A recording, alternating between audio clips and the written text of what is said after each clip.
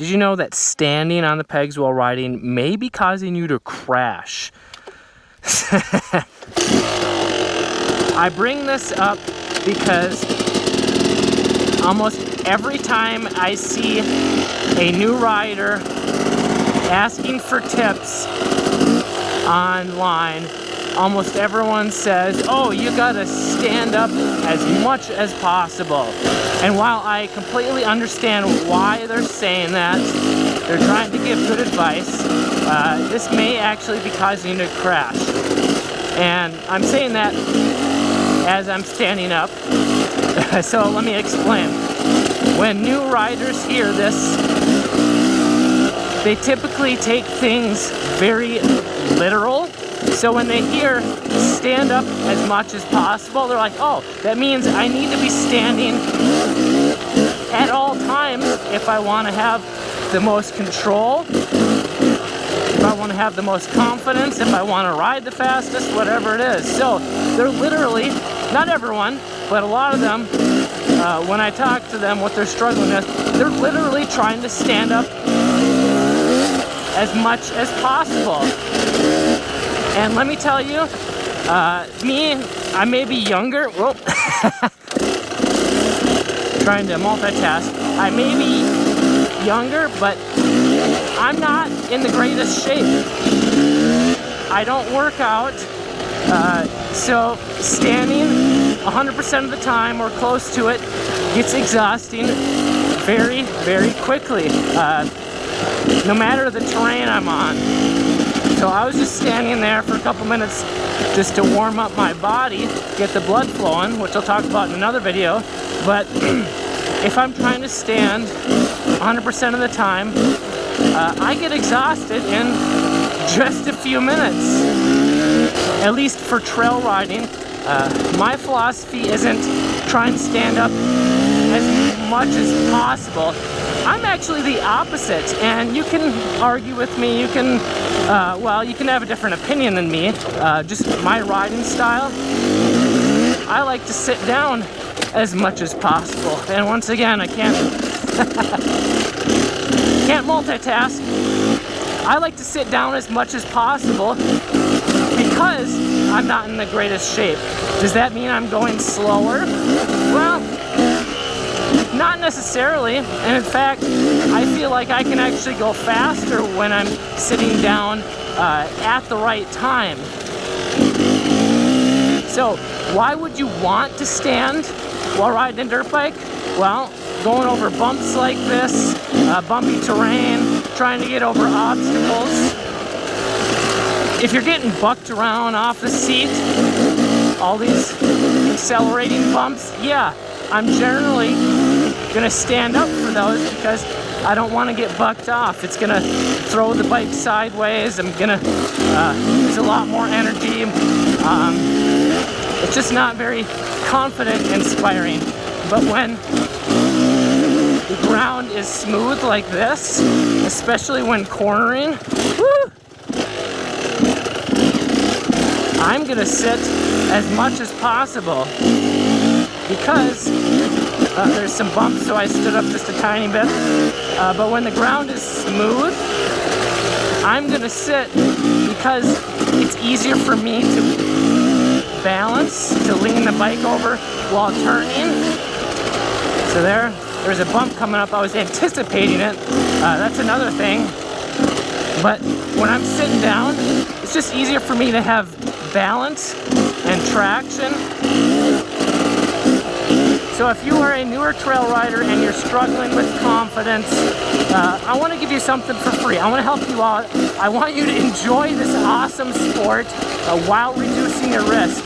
I just made a new 60-minute trail confidence breakthrough ride. It's a simple PDF cheat sheet that shows you some simple techniques and drills that you can practice.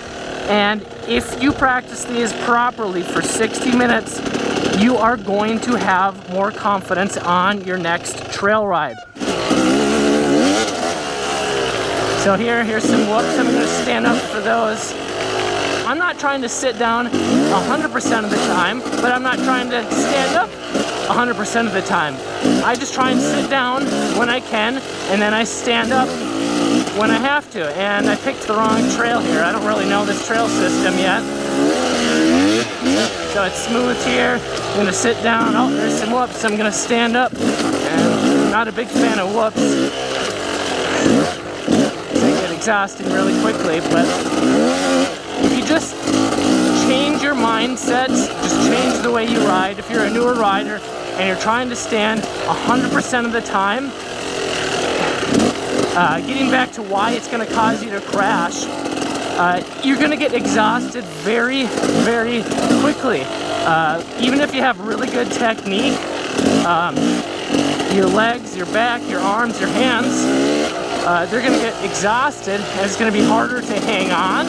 And once it gets harder to hang on, it's hard to have good throttle control, clutch control, braking control, because it's hard to efficiently turn the throttle, efficiently use the clutch and the brake.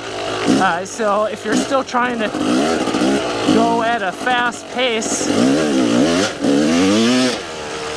it's going to be harder to slow down, accelerate, hit that turn without like locking up the wheel, stalling it. It's just, if you've ridden for any amount of time, you know how much harder it is to stay in control when you're exhausted. So if you're trying to sit down when the trail is smooth and then stand up when it gets bumpy, you're going to conserve a lot more energy, and it might allow you to ride twice as long without getting exhausted. Are you trying to stand up as much as possible? You may be asking, okay, well, that's great, but how much do you actually stand up and how much do you actually sit down? Great question. It really depends on the terrain that I'm riding, because I'm visiting Arizona here. This trail specifically is more whooped out, so I'm going to be standing quite a bit more than riding at home in the woods of Minnesota. So I might be standing up 60, 70, 80% of the time here, where in Minnesota, depending on the trail, I might be standing up 20, 30, 40% of the time. So I adapt to whatever the terrain is giving me. But then there's the other problem. How are you actually standing? What is your body position? I like to get more into that in another video, but essentially a lot of trail riders are making the mistake of using motocross techniques all the time.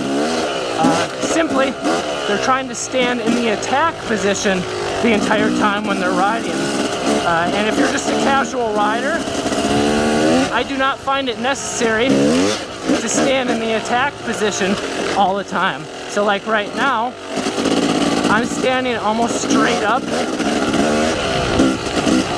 and when I need to get over whoops or accelerate kind of a more aggressive pace, that is when I get into the more attack position. Because if I'm standing in the attack position all the time, that's going to be a lot harder on my back and knees. Let me know in the comments below. Are you trying to stand as much as possible, or maybe it's not even comfortable? What percentage do you stand up while trail riding? Let me know in the comments below. I'm Kelly Fagan from MXHideout. Stop surviving, start